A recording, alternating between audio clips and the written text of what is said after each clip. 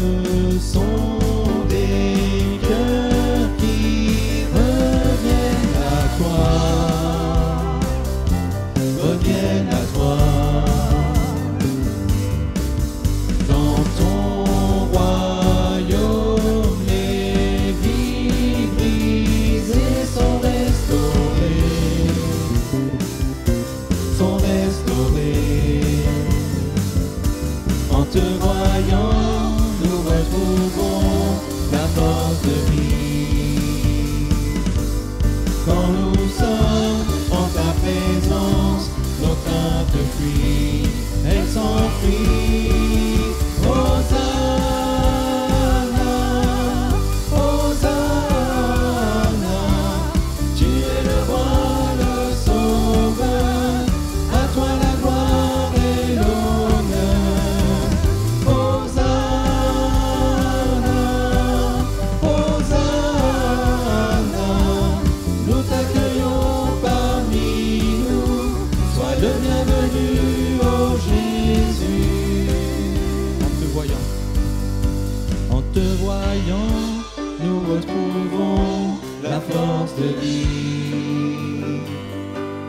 Quand nous sommes en ta présence, nos craintes fuient.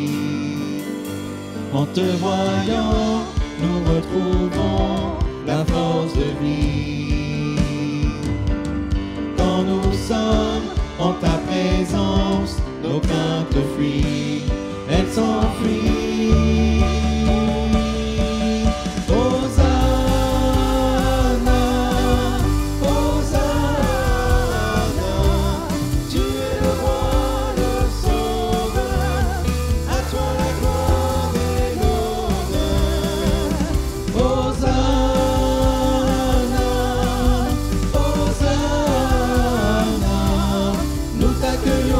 Parmi nous,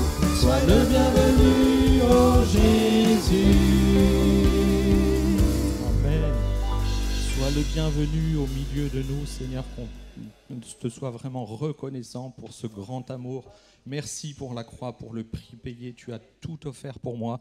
Et ce matin, en retour, je veux t'apporter tout mon amour.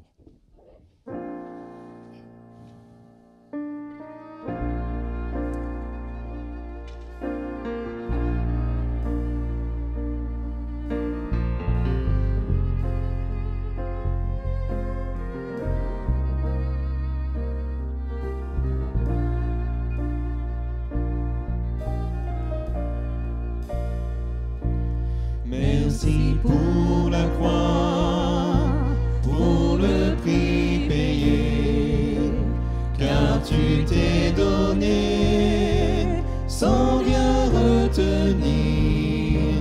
Précieux Jésus, précieux Jésus, ils sont pardonnés nos nombreux péchés. Couverts par ton sang, ils sont oubliés.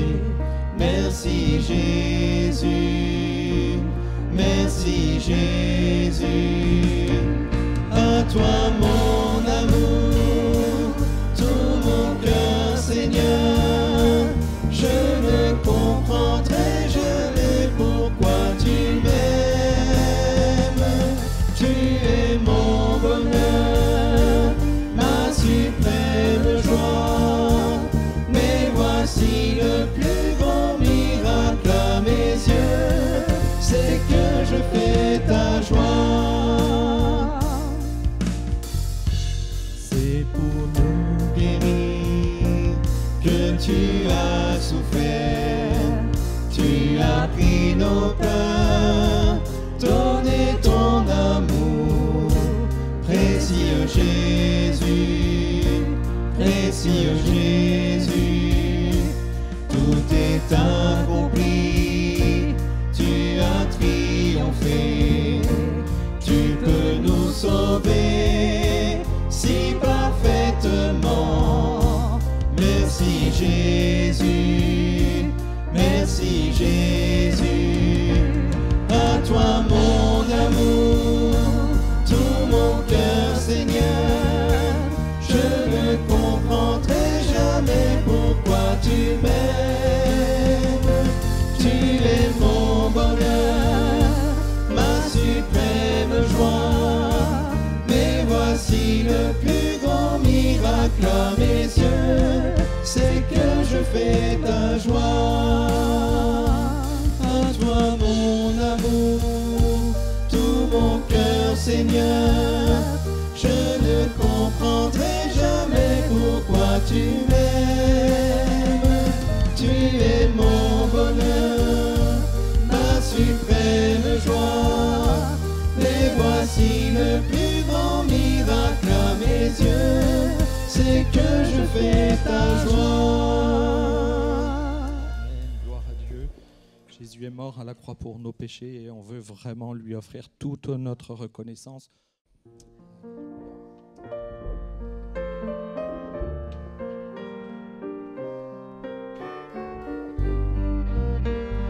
Torrent d'amour et de grâce, amour du Sauveur en croix, à ce grand fleuve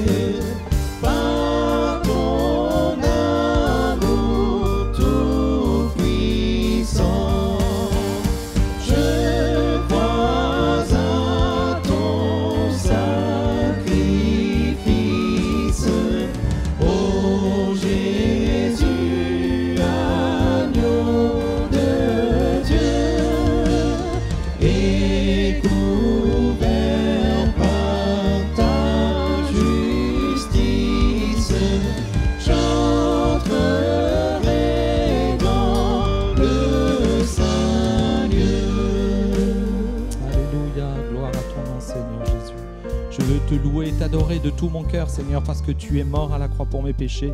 Tu m'as racheté et c'est avec un cœur sincère que je me présente devant toi pour te louer, t'adorer et te dire combien je t'aime, mon Jésus. Alléluia, sois béni.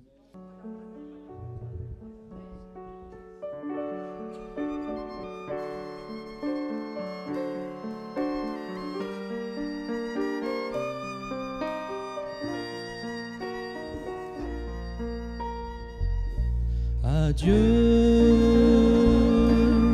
soit la gloire, à Dieu soit la gloire, à Dieu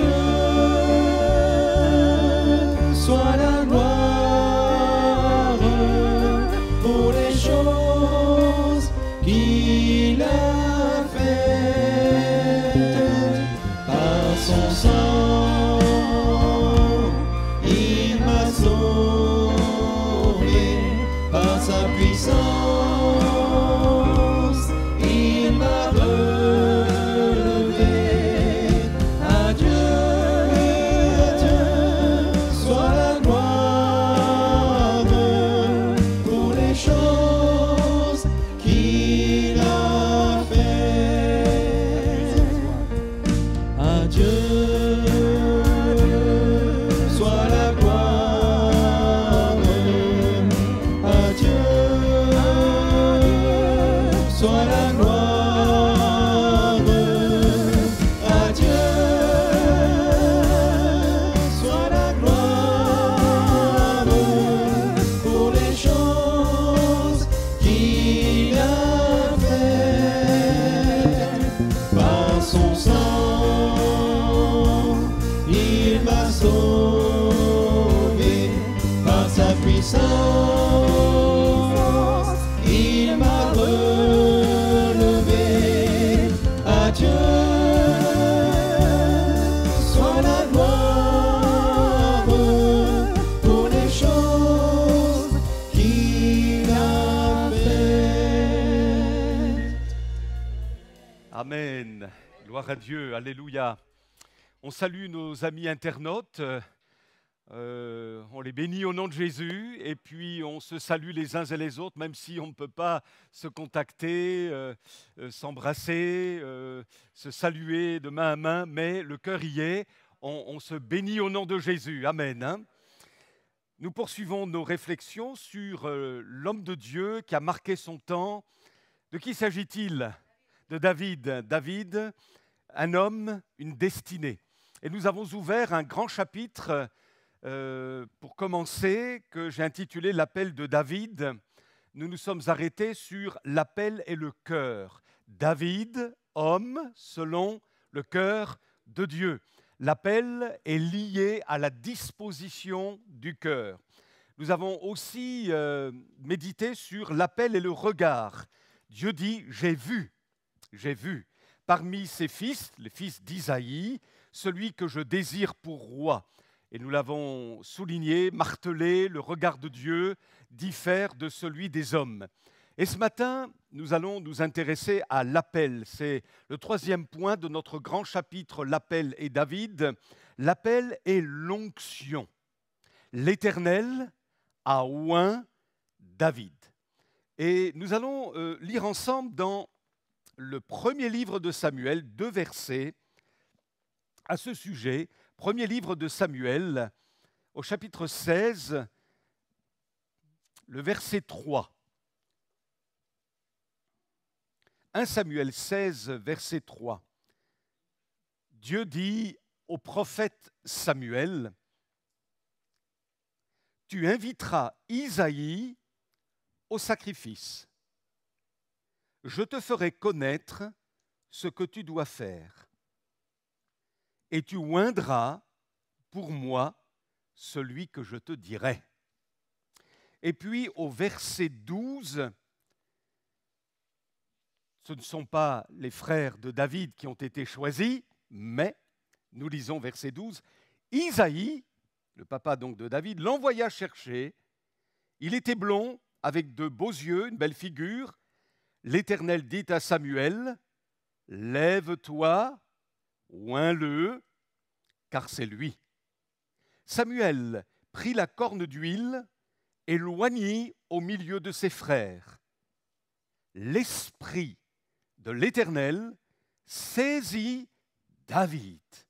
À partir de ce jour et dans la suite, Samuel se leva et s'en alla à Rama. Ainsi, David fit l'expérience d'être saisi par l'Esprit de Dieu. Est-ce que vous avez déjà été un jour saisi par l'Esprit de Dieu? Dieu a déversé son onction sur l'homme qu'il s'est choisi. Et jusqu'alors, David ne l'avait jamais expérimenté. Et c'est pourquoi ce fut pour lui un moment capital qui allait marquer toute sa vie. Vous imaginez le vieil homme, âgé à l'époque sans doute de 80 ans, le prophète Samuel, un homme qui jouissait d'une réputation, d'un respect au sein du peuple. Et cet homme, Dieu lui dit, va et oint celui que j'ai choisi pour Israël comme roi.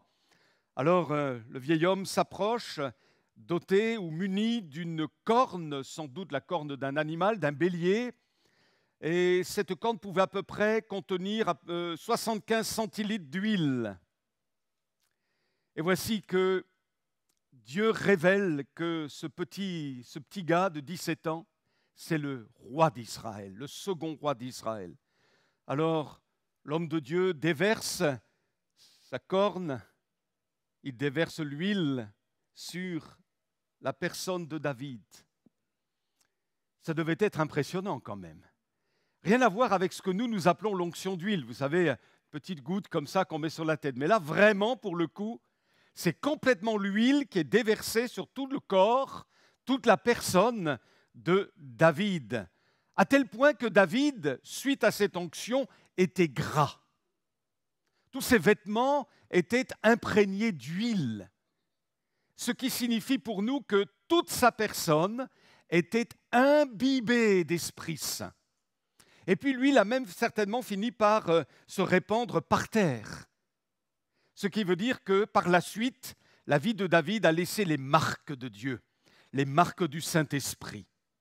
Avoir été saisi, mes bien-aimés, par l'Esprit de Dieu était indispensable pour la suite de sa vie. Le prédicateur connu du XIXe siècle en Angleterre, Charles Spurgeon, écrit ceci: « Sans l'Esprit de Dieu, nous ne pouvons rien faire. Nous sommes comme des voiliers quand il n'a pas de vent, ou comme des carrosses sans chevaux. Nous sommes aussi secs que des branches sans sève, aussi inutiles que des charbons sans feu. » David, sans l'Esprit de Dieu, ne pouvait rien faire. Il aurait pu occuper le trône, comme l'a fait d'ailleurs Saül en son temps, mais sans impacter la spiritualité du peuple. Il n'aurait pu rien faire d'efficace pour son Dieu. C'est ce que Jésus dit clairement dans l'Évangile selon Jean, chapitre 6. Il dit, c'est l'Esprit qui vivifie. La chair ne sert de rien. Une autre version dit, c'est l'Esprit qui donne la vie. Alléluia. Ce matin, l'Esprit de Dieu était au milieu de nous. Et vous avez remarqué que là où est l'Esprit de Dieu, non seulement il y a la liberté, mais il y a aussi la vie. Alléluia. La vie. Et c'est pourquoi nous nous sommes mis à louer spontanément le Seigneur de tout notre cœur, parce qu'à l'intérieur, ça déborde de reconnaissance en raison du salut que le Seigneur Jésus nous a acquis par grâce sur la croix. C'est l'Esprit qui donne la vie.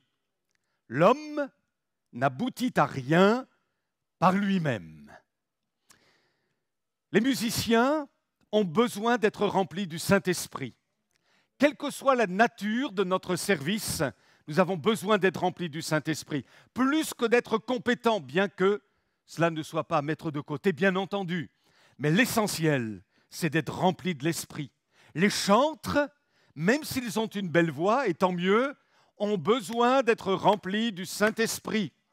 Un moniteur, une monitrice des écoles du dimanche, du GIB, du groupe d'instruction biblique des enfants, ont besoin d'être remplis du Saint-Esprit. Un prédicateur, même s'il est doué, même s'il a fait des écoles de théologie, même s'il peut être un brillant orateur, s'il n'y a pas l'onction, ça ne communique pas la vie qui vient d'en haut.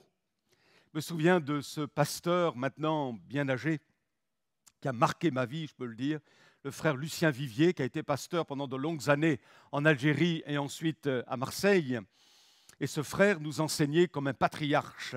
À l'époque, quand je faisais partie d'un comité, c'était lui le président, et il nous parlait comme un patriarche. Je buvais ses paroles, et il disait avec son grand âge, « Mes petits gars, mes petits gars ». Et donc un jour, parmi ces nombreuses anecdotes qu'il nous partageait, il nous disait qu'il était en Roumanie, puisqu'il faisait partie à l'époque avec M. Nicole de l'AEP. Donc il visitait les pays derrière le rideau de fer pour distribuer des Bibles. Et donc un jour, il se retrouve en Roumanie et on l'a sollicité pour apporter la parole de Dieu. Et là, à ce moment, alors il délivre la parole, mais il sent qu'il n'y a rien qui se passe, vous comprenez? C'est lourd, c'est comme si le prédicateur avait une muraille en face de lui. Rien ne se passait, on sentait que la communication était difficile. Et pourtant, M. Vivier est on pouvait dire, surtout à cette époque-là, un prédicateur aguerri. Et il nous racontait que, intérieurement, il priait, vous savez, en disant « Mais Seigneur, c'est dur, c'est dur, c'est dur, je ne comprends pas ». À ce moment-là, l'onction de l'Esprit est tombée sur lui. Jusqu'alors, les frères et les sœurs en face de lui regardaient à droite, regardaient à gauche, n'avaient pas visiblement l'air d'être très intéressés. Rien ne se passait, comme je vous disais. Mais à partir du moment où l'onction de Dieu a saisi M. Vivier, l'auditoire a été comme captivé. Quelque chose s'est passé. La vie avait traversé tout l'auditoire. Alléluia. Et il y a eu un impact béni dans les cœurs. Être rempli de l'Esprit. Ça ne veut pas dire s'agiter, ça ne veut pas dire s'exciter, ça ne veut pas dire crier plus fort que les autres, mais c'est ce quelque chose d'indéfinissable, d'inexplicable, de miraculeux qui vient de Dieu, du trône de Dieu, du Seigneur Jésus qui a répandu le Saint-Esprit. Béni soit Dieu. Oui, un musicien, un chantre, un moniteur, un prédicateur, alléluia. Dans le témoignage, on a besoin du Saint-Esprit. Et je vais vous dire même, frères et sœurs, dans le mariage, on a besoin du Saint-Esprit. Dans l'éducation des enfants, voyez-vous, ça va jusque dans les aspects pratiques de notre vie. Nous avons besoin d'être remplis du Saint-Esprit. Même au travail, l'affaire du Saint-Esprit ne se limite pas à la vie d'église, ni à la maison, mais ça va jusque dans le monde dans lequel nous vivons, là où nous évoluons, là où nous exerçons notre profession. Nous avons besoin d'être remplis du Saint-Esprit. Ce n'est pas moi qui le dis, c'est la parole de Dieu. Parce que l'apôtre Paul, dans l'épître aux Éphésiens, au chapitre 5, verset 18 dit, et je lis dans la transcription d'Alfred Cohen, la parole vivante, « Laissez-vous, dit-il, constamment, à nouveau, remplir par le Saint-Esprit. Et cherchez en lui votre plénitude. » Comment? Alors il explique. Et il va très loin dans son raisonnement, l'apôtre Paul. Les hommes ensuite ont ajouté les versets, les chapitres. Mais en réalité, dans le manuscrit, c'est tout un ensemble. Vous voyez, il n'y a pas d'un côté des choses qui concernent tel domaine, et un autre, tout est découpé par nous, par les hommes, mais dans la pensée de l'apôtre Paul et la pensée de l'Esprit, ça tient, voyez, dans une seule pensée cohérente. Écoutez bien. Qu'est-ce que ça veut dire d'être rempli du Saint-Esprit? Il dit que votre joie déborde dans vos entretiens fraternels, qu'elle s'exprime par le chant de psaumes, d'hymnes, de cantiques inspirés. De tout votre être, chantez, jouez pour Dieu, et que du secret de votre cœur, une musique s'élève sans cesse vers lui. Ce qui veut dire qu'être rempli de l'Esprit, c'est chanter Dieu, c'est louer Dieu, c'est adorer Dieu. Verset 20. Où que ce soit, à tout moment et pour toute chose, à apporter à Dieu le Père l'hommage de votre reconnaissance au nom de notre Seigneur Jésus-Christ. C'est-à-dire que être rempli d'esprit, ça nous conduit non pas dans une dimension de murmure, de plainte, etc., mais dans une dimension de reconnaissance. Verset 21. Par respect pour le Christ, prenez chacun votre place dans l'ordre établi, vous soumettant les uns aux autres. C'est-à-dire que quand on est rempli de l'Esprit, ça nous enseigne à bien tenir notre place de manière respectueuse dans les relations fraternelles, ni trop, ni pas assez. Et puis, l'apôtre Paul va plus loin, conduit par l'Esprit. Et il veut nous dire, vous savez ce que c'est d'être rempli de l'Esprit? Oui, c'est chanter Dieu, c'est adorer Dieu, c'est être reconnaissant, c'est savoir tenir bien sa place dans la maison de Dieu, dans l'ordre établi, au plan relationnel, fraternel. Et puis ensuite, il dit, vous, épouses, ça va jusque-là. Soyez remplis de l'Esprit. Et il s'adresse ensuite aux épouses. Et elles ont besoin d'être remplies du Saint-Esprit. N'est-ce pas, mes frères? Vous, épouses, apprenez à vous soumettre à votre mari. Alors, ce n'est pas à vous assujettir, on est bien d'accord. Mais à vous soumettre. Tenez bien votre rôle, votre place, à le servir comme vous le faites pour le Seigneur. Autrement dit, le Saint-Esprit conduit les épouses chrétiennes à être des femmes selon le cœur de Dieu. Mais, vous les maris, cela implique, sous-entendu, si vous êtes remplis du Saint-Esprit, cela implique que vous portiez vos épouses, que vous apportiez à votre épouse le même amour que celui dont le Christ a aimé l'Église, il s'est sacrifié pour elle. Et les sœurs, vous dites Amen. Être rempli du Saint-Esprit, c'est être un mari selon le cœur de Dieu. Et puis, nous arrivons au chapitre 6, mais tout cela est dans un même trait. Quant à vous, les enfants, parce que Dieu veut remplir les enfants du Saint-Esprit, puisque vous êtes en communion avec le Seigneur, cette subordination signifie que vous obéissiez à vos parents comme au Seigneur lui-même. C'est là ce qui est juste, bon et conforme à sa volonté. Vous, les parents, sous-entendu, vous qui êtes remplis du Saint-Esprit, n'exaspérez pas vos enfants par une sévérité excessive afin qu'ils ne conçoivent pas d'amers ressentiments contre vous. Éduquez-les comme le Seigneur nous éduque, en vous inspirant de ses conseils pour les avertir et les reprendre. Élevez-les dans une discipline aimante que le Seigneur puisse approuver. Ensuite, il est question des employés remplis du Saint-Esprit. Obéissez à vos patrons. D'ici-bas, avec respect, sens des responsabilités, dans l'humilité et la droiture de votre cœur, faites-le comme si vous vous trouviez au service du Christ lui-même. Quant à vous, patrons, remplis du Saint-Esprit, agissez suivant les mêmes principes. Soyez aussi justes et conscients de vos responsabilités envers ceux qui vous servent, que vous l'attendez d'eux à votre égard. Ne vous targuez pas de vos droits ou de votre pouvoir, n'abusez pas de votre autorité. Donc, vous voyez, être rempli du Saint-Esprit, ce n'est pas être mystique. Ce n'est pas être un peu, vous comprenez, voilà, un peu bizarre. Ça n'a rien à voir. Être rempli du Saint-Esprit, c'est une question pratique, dans tous les aspects de notre vie. Si nous sommes remplis du Saint-Esprit, ça va marcher dans notre couple. Si nous sommes remplis du Saint-Esprit, ça va marcher dans notre Église. Si je suis rempli du Saint-Esprit, ça va marcher dans le ministère. Si dans vos responsabilités diverses, vous êtes remplis du Saint-Esprit, ça fera la différence. Si nous sommes remplis du Saint-Esprit, cela aura un impact dans notre témoignage auprès de ceux qui nous entourent. Un jeune rempli du Saint-Esprit fait la différence dans son université, dans son collège, dans son lycée. Alléluia. Nous faisons la différence par le fait non seulement de croire en Jésus, d'être sauvés par Jésus, mais d'être remplis du Saint-Esprit. Maintenant, nous allons nous arrêter sur deux expressions que nous trouvons au verset 13 de notre lecture, consignée dans le premier livre de Samuel, au chapitre 16. Il est dit « L'Esprit de l'Éternel saisit David », écoutez bien, à partir de ce jour et dans la suite. Deux expressions. À partir de ce jour et dans la suite. On va creuser un petit peu ces deux expressions. L'Esprit de Dieu saisit David à partir de ce jour. Permettez-moi de vous poser la question suivante. À partir de quand, bien-aimés, l'Esprit de Dieu vous a vraiment saisi? Réfléchissez. À partir de quand l'Esprit de Dieu vous a vraiment saisi? Je me souviens personnellement du jour où je n'ai pas compris ce qui se passait finalement. C'était indépendant de moi. Mais ce jour-là, un prédicateur, petit, chauve d'ailleurs, c'est la seule chose dont je me souvienne, prêcha la parole de Dieu.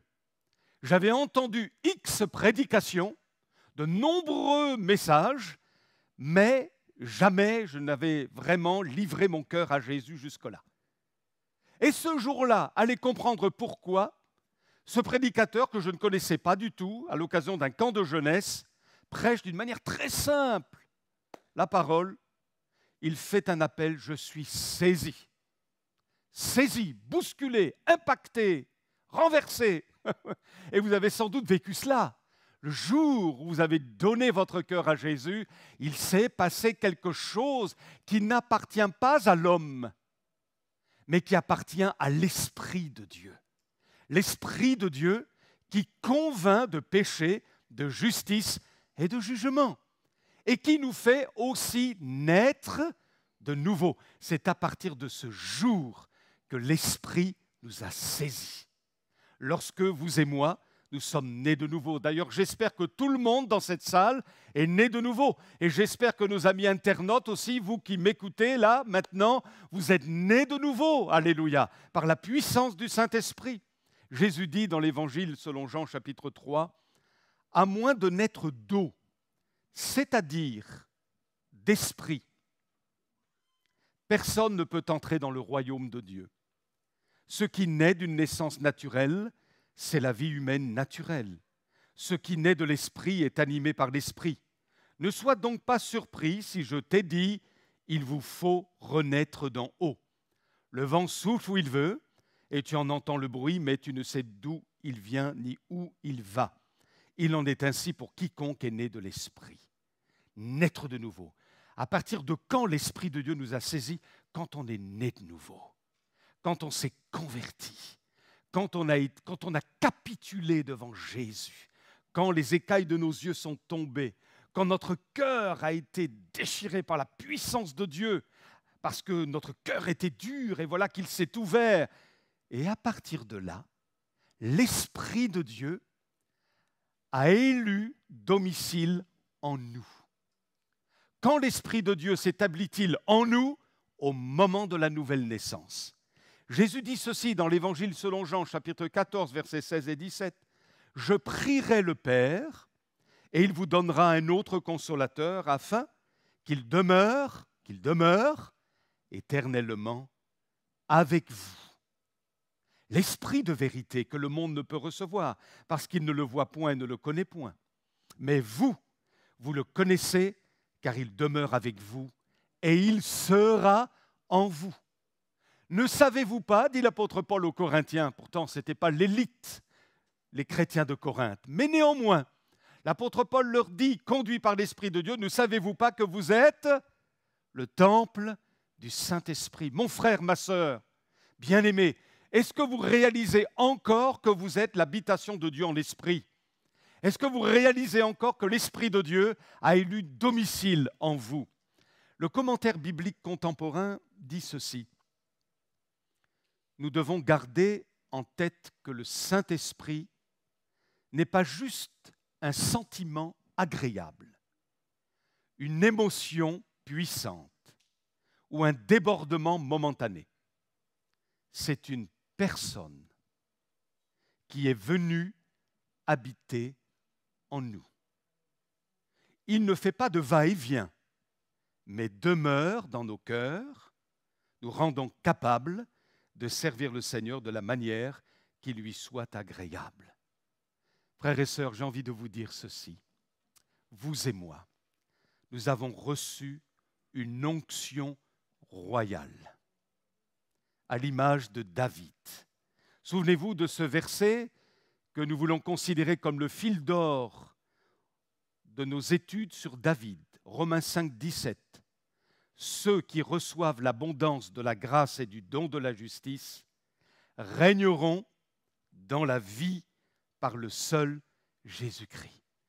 Comment régner dans la vie par le seul Jésus-Christ sans onction, sans être rempli de l'Esprit? C'est impossible.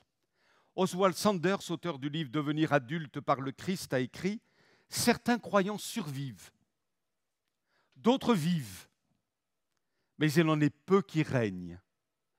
C'est nous qui décidons de notre niveau de vie. Sera-t-elle vécue dans l'esclavage du péché ou dans le règne de la justice? Quand l'onction royale est sur nous, ça permet à l'Esprit de faire une œuvre royale en nous. Nous étions, pour beaucoup d'entre nous, de vils pécheurs, certains peut-être violents, d'autres adultères, d'autres menteurs, d'autres propres justes, d'autres religieux, d'autres ceci, d'autres cela. Nous n'étions pas beaux aux yeux de Dieu, aux yeux du ciel. Nous étions même haïssables à cause de notre péché. Mais l'onction royale est venue. Elle est descendue sur nous. Et une œuvre royale de grâce, d'éducation spirituelle, de transformation spirituelle s'est effectuée en nous. C'est le miracle de Dieu. Alléluia. À tel point que ceux qui nous connaissaient auparavant peuvent dire « Mais comment ça se fait que tu as changé à ce point-là » Maintenant, bien sûr, nous sommes en marche, frères et sœurs. Ne désespérons pas, même s'il y a encore bien des imperfections en vous comme en moi, l'onction royale demeure en nous. Alléluia. Elle est sur nous et elle poursuit son œuvre. À partir de quand l'Esprit nous a saisis? Lorsque nous nous sommes convertis à Jésus, lorsque nous sommes nés de nouveau. Mais je ne peux pas, évidemment, passer sous silence le baptême du Saint-Esprit. Amen. C'est une grâce. Parce qu'à ce moment-là, l'Esprit de Dieu nous saisit d'une manière toute particulière en vue d'un baptême de puissance. Vous recevrez une puissance, celle du Saint-Esprit survenant sur vous. C'est inexplicable, frères et sœurs, mais c'est biblique. Et certainement que le Saint-Esprit veut descendre sur nous encore. Et pour ceux qui n'ont pas fait cette expérience, ne vous découragez pas. Vous n'êtes pas des chrétiens de seconde zone pour autant. Vous êtes admirables aux yeux de Dieu parce que sauvés par grâce. Alléluia. Mais combien le Seigneur voudrait vous doter de ce don, vous remplir du Saint-Esprit, cela se manifestant d'une manière étonnante par un parler qu'on n'a jamais appris, qui vient d'en haut. On ne peut pas l'expliquer. Je me souviens lorsque ça m'est arrivé, lorsque c'est survenu dans ma vie, alors que je participais à un culte dans un camp de jeunesse, tout à coup, 2 mots sont sortis. C'est quoi? C'est étrange. Je vais dire cela à mon responsable qui me dit « Mais tu viens d'être baptisé dans l'Esprit. » Ah bon, c'est ça, être baptisé de l'Esprit? Mais oui, laisse le Seigneur, laisse le Saint-Esprit te remplir, et tu verras que ça va venir. Et effectivement, au culte suivant, je me suis mis à louer non plus avec 2, 3, 4 mots étranges, inconnus de moi, mais c'était un flot de paroles. Allez expliquer cela. On ne peut pas l'expliquer, ça vient d'en haut. Ça vient de Dieu. Alléluia. Et combien c'est bon de vivre ces choses. C'est extraordinaire, c'est miraculeux. C'est pour vous, frères et sœurs. C'est pour vous, amis internautes. C'est pour chacun de nous. Ne désespérez pas, mais croyez que le Seigneur peut vous remplir ainsi. Béni soit Dieu. Celui qui nous a fermis, dit Paul aux Corinthiens, avec vous en Christ et qui nous a oints, c'est Dieu, lequel nous a aussi marqués d'un sceau et a mis dans nos cœurs les arts de l'Esprit. Pour vous, ajoute l'apôtre Paul, il y a une cohérence dans toute l'Écriture au sujet de l'onction. Vous avez reçu l'onction de la part de celui qui est saint. Béni soit Dieu. David a été saisi par l'Esprit à partir de ce jour. Mais il est ajouté, et c'est la deuxième expression sur laquelle nous allons nous arrêter, et dans la suite. Ça veut dire quoi pour nous? Ça veut dire que tout ne s'arrête pas le jour où nous sommes nés de nouveau et le jour où nous avons été baptisés du Saint-Esprit. Malheureusement, il semble que pour certains chrétiens, dans le monde dans lequel nous vivons, ils s'arrêtent au fait d'avoir un jour expérimenté le salut, la nouvelle naissance et le baptême de l'Esprit. d'une manière d'ailleurs distincte. Et puis, ils ont fait cette expérience-là, mais dans la suite, excusez-moi l'expression, ça a fait pfft. Voyez-vous ce que je veux dire? Il n'y a pas eu de lendemain. Il n'y a pas eu une véritable suite. Nous ne pouvons pas nous arrêter seulement à une visitation ponctuelle de l'Esprit, à l'expérience du baptême du Saint-Esprit. Il faut une suite. L'Esprit a saisi David à partir de ce jour et dans la suite. Et c'est pourquoi David cherchait instamment, par la suite, à être constamment arrosé de cette huile fraîche du Saint-Esprit. Dans le psaume 92, il dit « Tu me donnes la force du buffle, je suis arrosé avec une huile fraîche. » Et dans la Bible du rabbinat, c'est étonnant comment c'est écrit là, comment c'est traduit. « Tu élèves ma corne comme celle du buffle, ma décrépitude reverdit au contact de l'huile. » Ma décrépitude reverdit au contact de l'huile. Mais c'est beau ça. Ma décrépitude reverdit au contact de l'huile. Décrépitude générée par les coups durs, et David en a eu. Générée par les épreuves, les luttes spirituelles qui rendaient le renouvellement de l'esprit absolument nécessaire. Et quand nous sentons, nous, la décrépitude agir dans nos corps, dans notre âme, dans notre esprit, en raison de diverses choses, nous avons particulièrement besoin du secours de l'Esprit. L'Esprit de gloire qui repose sur nous, comme dit l'apôtre Pierre, alléluia. Et ainsi nous devenons inébranlables. Le Saint-Esprit nous remplit. Dans le psaume 89, il est dit « J'ai trouvé David, mon serviteur, je l'ai oint. » Il faut être oint. Il faut être oint. Je l'ai trouvé, je l'ai oint de mon huile sainte. Et il est ajouté, ma main le soutiendra. C'est en lien avec je l'ai oint. Ma main le soutiendra et mon bras le fortifiera. L'ennemi ne le surprendra pas et le méchant ne l'opprimera point. Alors cette première onction a été suivie de deux autres onctions. La première a eu lieu alors qu'il avait 17 ans. Les jeunes, vous avez besoin d'être oints du Saint-Esprit.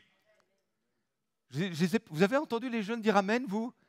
Vous avez besoin d'être remplis du Saint-Esprit. Hein? Amen. 17 ans, première onction, en privé d'ailleurs. C'est pourquoi ne cherchez pas forcément à être baptisé de l'Esprit ou oint de l'Esprit dans le cadre d'une église, mais chez vous, vous pouvez l'être. En privé, David a été oint. Alléluia. La deuxième onction a eu lieu plus tard, 13 ans plus tard, à 30 ans. 2 Samuel 2,4, les hommes de Juda vinrent, et là ils oignirent David pour roi sur la maison de Juda. Il devint roi sur une seule tribu. Et 7 ans, je crois, et 6 mois ensuite, alors qu'il avait 37 ans, 2 Samuel 5,3, tous les anciens d'Israël vinrent auprès du roi à Hébron, et le roi David fit alliance avec eux à Hébron devant l'Éternel. Ils oignirent David pour roi sur Israël. 3 onctions. Ça veut dire quoi pour nous, ça? Je vais prendre une image. Quand j'ai dit oui le jour de mon mariage, d'ailleurs, on a fêté tous les deux nos 37 ans de mariage, le 17 septembre. Mais quand j'ai dit oui à Patricia, j'étais quand même conscient qu'il y avait du chemin à faire, en tout cas de mon côté. Il y avait du chemin à faire pour se connaître, pour s'harmoniser de plus en plus. Et comme on voulait que ça marche, eh bien, on vivait régulièrement comme un renouvellement de l'esprit de notre mariage. Vous comprenez ce que je veux dire? On était renouvelés dans notre amour l'un pour l'autre, renouvelés dans notre confiance l'un pour l'autre, renouvelés dans notre complicité l'un à l'égard de l'autre, renouvelés dans notre intimité, renouvelés. L'esprit de notre mariage, on en a fait l'expérience, c'est renouvelé en nous. Je prends cette image pour dire que la vie de l'esprit, c'est un peu comme ça. Il y a nécessité de vivre des renouvellements réguliers de l'onction dans notre vie. Certes, on a reçu l'onction une fois pour toutes, alléluia. Un jour, on a reçu l'onction, mais dans la suite, David a été saisi à partir de ce jour, et dans la suite, il a eu encore d'autres onctions. De la même manière, le Seigneur veut nous renouveler aussi dans la vie de l'Esprit. C'est pourquoi Paul dit dans Éphésiens 5, 18, « Soyez remplis de l'Esprit ». Mais le sens du texte est celui-ci. Soyez continuellement en train d'être renouvelés dans le Saint-Esprit. Le pasteur Daniel Hébert disait à propos de la vie de l'Esprit, il faut continuer à aspirer après des grâces et des dons nouveaux et rechercher le développement de ceux déjà reçus. Mes amis, aspirez-vous aux dons spirituels. Quand pour la dernière fois avez-vous demandé au Seigneur de recevoir un nouveau don? Réfléchissez à cela. Quand pour la dernière fois vous vous êtes placé devant Dieu pour dire « Seigneur, renouvelle-moi puissamment dans le Saint-Esprit ». Quand pour la dernière fois avez-vous demandé « Baptise-moi du Saint-Esprit, Seigneur, j'ai le désir de vivre cette expérience. » Alléluia. Nous avons besoin de ces ondées célestes qui nous renouvellent dans le cadre de notre Église, de nos rassemblements, dans le cadre de nos vies personnelles, dans le cadre de votre vie aussi, si vous êtes seul, et aussi dans le cadre de votre foyer, de votre mariage, de votre famille. On a besoin de visitation de l'Esprit, besoin de renouvellement, besoin d'une onction fraîche. Béni soit Dieu. David a été saisi par l'Esprit à partir de ce jour, et dans la suite. Alléluia. Je vais bientôt conclure. L'onction ne met pas fin, bien-aimés, au combat spirituel. Il y a un texte qui m'a interpellé dans le livre des Chroniques, 1 Chronique, chapitre 14, verset 8, il est dit ceci. Les Philistins, les ennemis donc d'Israël, apprirent que David avait été oint pour roi sur tout Israël. Vous me suivez? Ils ont appris que David a été oint pour roi. Et le texte ajoute, et ils montèrent tous à sa recherche. Wow! Ce n'est pas parce qu'il a été oint qu'il a été épargné. C'est ça que ça veut dire. Mais l'ennemi s'est acharné sur lui. Mes amis, je voudrais vous dire que nous sommes en guerre. Bien sûr, la Bible parle de repos. Et le repos se trouve en la personne de Jésus. Amen. Hein? Mais n'empêche que, à partir du moment où nous avons donné notre cœur à Jésus, à partir du moment où nous sommes remplis du Saint-Esprit et que nous voulons faire avancer le royaume de Dieu, nous sommes entrés dans une guerre spirituelle.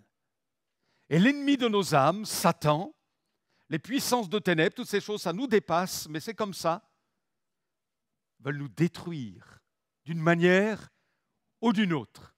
C'est une réalité. Maintenant, nous n'avons pas à craindre, alléluia. Mais néanmoins, ne soyez pas étonnés si vous êtes combattus, si vous rencontrez des difficultés, des oppositions dans votre travail, dans votre famille ou ailleurs. C'est normal. Vous êtes remplis de l'esprit. Vous êtes un ennemi redoutable aux yeux du diable. Et il voudrait tellement vous faire du mal. Mais béni soit le Seigneur, il est avec nous. Jésus lui-même, ayant été rempli de l'Esprit, a été conduit, où ça? Dans l'absence de difficultés? Non, dans le désert pour être tenté par Satan. Pourtant rempli de l'Esprit. Mais que faisait David pour tenir bon? Eh bien, il vivait dans la dépendance de Dieu. D'abord, il priait. Psaume 27, « Mon cœur dit de ta part, cherchez ma face, je cherche ta face, ô Éternel. » Il consultait régulièrement Dieu pour connaître sa volonté. Marcherai-je contre mes ennemis? Et le Seigneur lui donnait les réponses dont il avait besoin. Il lisait l'Écriture. Psaume 19, versets 8 à 9. La loi de l'Éternel est parfaite. Elle restaure l'âme, dit David. Le témoignage de l'Éternel est véritable. Il rend sage l'ignorant. Il se rendait dans la maison de Dieu. Je suis dans la joie, dit David. Allons à la maison de l'Éternel. Ce qui veut dire que l'onction ne nous fait pas faire l'économie de tous ces principes spirituels. La prière, la recherche de la volonté de Dieu, la dépendance de Dieu, la maison de Dieu, la lecture de la parole de Dieu. Bien au contraire, l'onction nous pousse à ces choses-là. Gloire à Dieu. Alors en conclusion, je vais vous dire ceci, bien-aimés. N'ayons pas que le label, je ne sais pas si on peut dire comme ça, ou le nom d'église de Pentecôte. On peut avoir un nom sans en vivre la réalité. Vous êtes d'accord avec moi? Et c'est le risque avec les années dans le mouvement auquel nous sommes rattachés, que le grand mouvement pentecôtiste, c'est-à-dire un mouvement qui met l'accent sur la vie de l'esprit. Mais il y a un risque pour vous comme pour moi. Veillons à conserver l'onction. Veillons à conserver l'onction. C'est précieux, très précieux. David a perdu l'onction. Pendant à peu près une année, il n'avait plus d'onction. Il avait toujours la couronne, le vêtement royal. Il administrait encore. Il manifestait de l'hypocrisie. Mais Dieu savait que ça n'allait plus. Parce qu'il avait sombré dans le péché. Il avait commis le péché d'adultère. Il avait fait tuer, on le sait, le mari de cette femme, Uri. Il n'a rien dit à personne. Mais ce qu'il a fait déplut à l'Éternel. Alors il faisait mine d'être spirituel. Vous imaginez David. Peut-être continuait-il de jouer de l'harpe, peut-être continuait-il d'aller à la maison de Dieu, peut-être continuait-il de parler de l'Éternel. Il faisait mine. Mais la réalité était tout autre. Et il avait perdu l'onction. C'est terrible de perdre réellement l'onction. Quand on perd l'onction, on est là sans être là. Vous comprenez ce que je veux dire? On assiste à un culte, mais ça ne fait pas tilt dans notre cœur. Le prédicateur parle, mais c'est un brouhaha qu'on entend, vous voyez, comme un avion qui décolle, ça fait... Puis bientôt on va atterrir. Ça ne vibre plus dans notre cœur. Il y a eu le moment de louange, c'était bon pour les autres, mais pour moi, ça ne l'était pas. J'ai plus l'onction, il manque quelque chose. Le témoignage, le sort des âmes perdues, ça ne me préoccupe plus tellement. Je suis tellement préoccupé par mes soucis, par ceci, par cela, par ma maison. Il manque quelque chose. Et si c'est cela, tu as perdu, mon frère, quelque chose. Tu as perdu, ma sœur, quelque chose. David dit, dans un psaume de repentance, « Ne me rejette pas loin de ta face », et il ajoute, « Ne me retire pas ton Esprit Saint. Oh, » C'était tellement bon d'avoir l'Esprit. Tellement bon. Et il supplie le Seigneur. On n'imagine pas David faire une prière solennelle, tout intellectuelle, là, quand il dit ça, mais je pense qu'il parle avec larmes. Son cœur est déchiré, il est brisé. Oh Seigneur, ne me retire pas ton Esprit Saint. Tout, mais pas ça. Ne me retire pas ton Esprit Saint. Le péché non reconnu, non confessé, non lavé dans le sang de l'agneau sera toujours ce qui mettra fin à l'onction. Faute de bois, le feu s'éteint. Il faut mettre du bois dans le feu, bien-aimé, et chercher à tout prix à être constamment renouvelé dans le Saint-Esprit. Il faut que ça vibre au-dedans de nous. Je ne parle pas d'émotions charnelles, vous comprenez, mais ça vient de l'Esprit de Dieu. Le zèle pour la maison de Dieu, le zèle pour chercher le Seigneur, le zèle pour témoigner, le zèle pour exprimer les dons spirituels, le zèle pour chercher les perdus, le zèle pour aller les uns vers les autres, le zèle, alléluia, produit par le Saint-Esprit. Vous imaginez une réunion de prière où on est là un petit peu, comment dire, comme dans une salle d'attente? Vous imaginez un culte d'adoration où effectivement on est là un peu comme dans une salle d'attente en attendant que la réunion se termine. Heureusement que ce n'est pas comme ça, gloire à Dieu, mais vous imaginez ce que ça peut représenter. L'onction n'est plus. Mais quand il y a l'onction, il y a le feu de Dieu, la présence de Dieu, la joie de Dieu, la sainteté de Dieu, l'impact de sa présence dans les corps malades, l'impact de sa présence pour quelqu'un qui est découragé, qui est en déprime. Ce n'est pas un péché d'être en déprime, ce n'est pas un péché d'être dans la dépression. Et ce que Dieu veut, c'est nous en sortir, alléluia. C'est ça surtout qui est important. Et là, il se produit des choses qui nous échappent. Parce qu'il y a l'onction. Il y a l'onction royale qui est là. Ce n'est pas une affaire qui concerne seulement le pasteur. Un jour, il a été dit, cette affaire te concerne. Vous savez, à Esdras, cette affaire te concerne. Mais je crois que ça concerne tous les enfants de Dieu. L'Église de Jésus-Christ, notre assemblée locale. Sommes-nous de ceux qui veulent favoriser l'onction de l'Esprit dans notre Église? Et nous disons Amen. Oui Seigneur, oui nous le voulons. Alléluia. Et je suis persuadé, je l'ai déjà dit, David était contagieux de Dieu. Puisqu'il était huileux du Saint-Esprit, j'ai envie de dire. Soyons huileux du Saint-Esprit, alléluia. C'est-à-dire qu'à notre contact, les autres vont devenir gras du Saint-Esprit. Voyez l'image. À notre contact, il va y avoir quelque chose qui va se passer. Béni soit Dieu. Alléluia. Que Dieu nous aide. Quelqu'un qui commence à louer Dieu, vous savez, je l'avais dit l'autre jour, dans le groupe de jeunesse, là, alors les jeunes, dans le groupe de jeunesse, peut-être c'est un petit peu timide pour louer le Seigneur, pour le bénir et tout ça, mais il y en a un d'entre vous qui, voilà, il surmonte sa timidité, il surmonte peut-être ses préjugés, ce qui le bloque, et il dit, Seigneur, je te loue, je te bénis, je t'adore. Tu commences comme ça, tu es contagieux de Dieu. Et tu verras qu'il y aura un autre jeune qui va prendre le relais ensuite. Et peut-être un troisième, et peut-être un quatrième, parce que les autres vont être encouragés par le fait que toi, tu as pris autorité, tu as pris position, tu es rempli de l'Esprit, et tu le manifestes. Béni soit le Seigneur. Et c'est vrai pour cela, pour tout. Alléluia. Soyons contagieux de Dieu. L'onction, bien-aimée, je vous invite à y réfléchir. Que le Seigneur nous aide, vous et moi.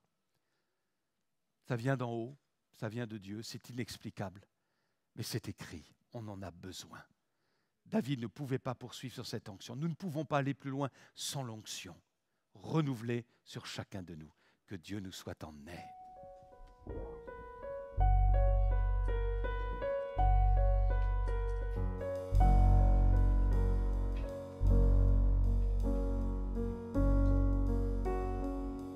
Qui suis-je pour que le roi des cieux m'ouvre ses bras? Perdu mais trouvé par sa grâce, son amour pour moi. Son amour pour moi, il m'a libéré, ma dette est payée. Je suis enfant de Dieu, je suis à lui. Il m'a racheté à la croix grâce à son dard. J'étais esclave du péché, mais il m'a sauvé. Jésus m'a sauvé. Il m'a libéré, ma dette est payée. Je suis enfant de Dieu, je suis à lui. Et dans sa maison, j'ai trouvé ma place. Je suis enfant de Dieu, je suis à lui. Je suis choisi et affranchi. En toi je sais qui je suis. Tu es pour moi, pas contre moi. En toi je sais qui je suis. Je suis choisi et affranchi. En toi je sais qui je suis. Tu es pour moi, pas contre moi. En toi je sais qui je suis. En toi je sais qui je suis. Il m'a libéré, ma dette est payée. Je suis enfant de Dieu, je suis à lui. Et dans sa maison, j'ai trouvé ma place. Je suis enfant de Dieu, je suis à lui.